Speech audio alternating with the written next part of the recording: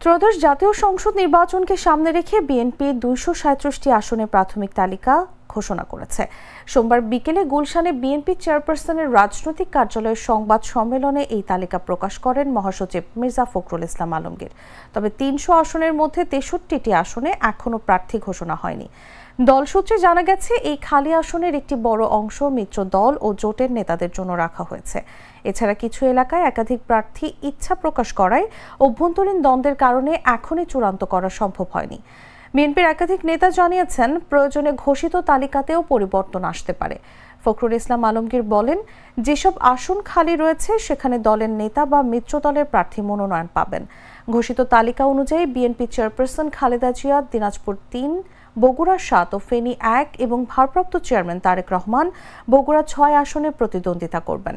এখন দেখার বিষয়, খালি ৬৩ আসনের ভাগ জোটের হাতে যায় কিনা।